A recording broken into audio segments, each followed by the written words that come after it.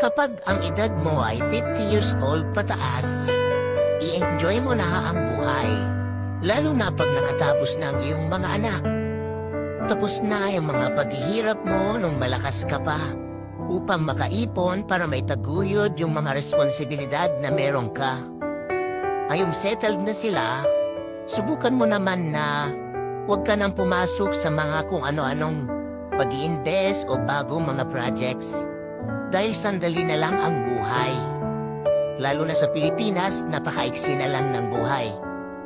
Pilitin mo na yung mga natitirang taon ay sarili mo naman ang asikasuhin mo. Although, nandun ka pa rin sa pamilya mo, sa mga anak mo, kasi kaya na nila yan. Sila na mismo ang gagawa ng sarili nilang buhay. At di mo na kailangan sila ay problemahin. Nagawa mo na lahat para sa kanila. Pilitin mo mag-travel. Pilitin mo maghanap ng mga bagong kaibigan. At sisiguraduhin mo na magiging masaya ka.